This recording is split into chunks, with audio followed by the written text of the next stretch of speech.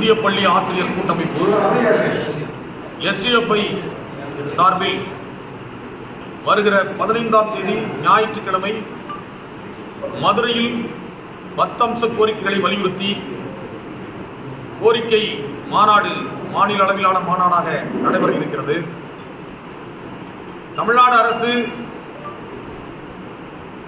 SDFI கோரிக்கைகளை நிறைவேற்ற வேண்டும் என்று வலியுறுத்தி அந்த மாநாடு நடைபெற இருக்கிறது. திராவிட முன்னேற்றக் கழக அரசு தனது தேர்தல் அறிக்கையில் கூறியபடி தன் பங்கேற்பு ஓய்வூதிய திட்டத்தை ரத்து செய்துவிட்டு பழைய ஓய்வூதிய திட்டத்தை நடைமுறைப்படுத்த வேண்டும். ஒன்றிய அரசு தேசிய ஓய்வூதிய திட்டத்தை ரத்து செய்துவிட்டு ஒருங்கிணைந்த ஓய்வூதிய திட்டத்தை கொண்டு வந்திருக்கக்கூடிய இந்த சூழ்நிலையிலே தமிழ்நாடு அரசு பழைய ஓய்வூதிய திட்டத்தை நடைமுறைப்படுத்த வேண்டும் என்கிற கோரிக்கையை அந்த மாநாட்டினுடைய முதன்மை கோரிக்கையாக நாங்கள் வைத்திருக்கிறோம்.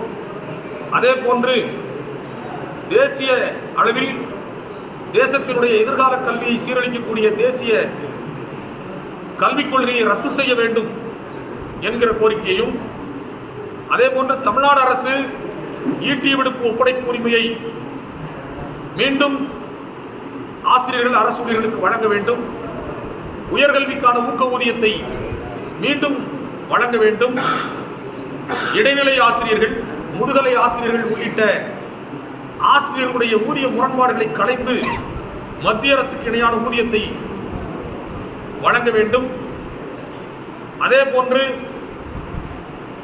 ஆசிரியர்களுடைய